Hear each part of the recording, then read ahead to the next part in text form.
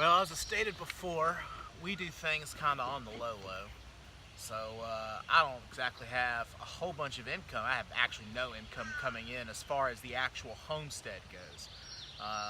We kind of been using bonus checks and things like that. So we kind of do things a little on the cheap side, and then again we upgrade as we go and as we see fit.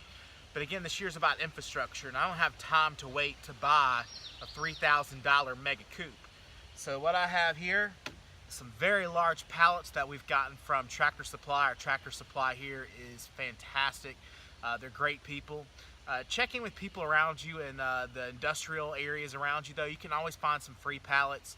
Always ask. There are normally 2 stacks in a lot of locations.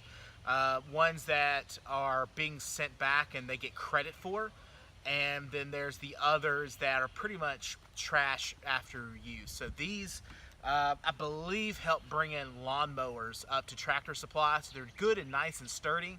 And then basically we'll make the main structure with these, and then we'll basically come back around, and I've got a whole bunch of free tin and things like that that I've picked up from the dumpsters and things like that, and from our old barn out here, that we're just going to encompass it in, and voila, a coop. And really the only thing I spent money on is about $25 in 2-inch and 1-inch screws, and it's that simple. And maybe like a $5 in caulking, because we'll go through and we'll patch all the holes in the roof and things like that in that tin. You know, you see the expensive coops there at Tractor Supply and at your local co-op, and they're great coops. We've got one at the end of the season that we picked up last year, and it's our, you know, that's where we kept our first round of egg layers, and it's a beautiful coop.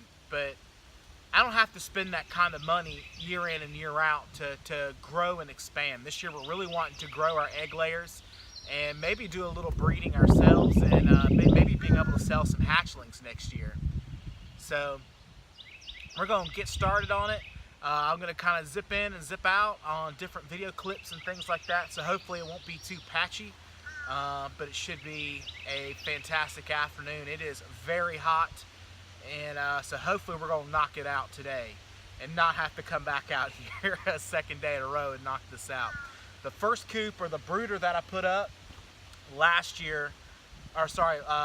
month took me about one afternoon, and it was complete and done except for caulking the roof. So if I can get that far today, I will just be peachy keen.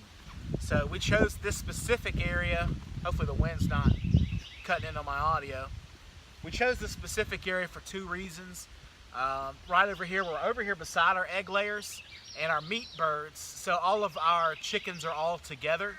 That way we can it's just easy for us.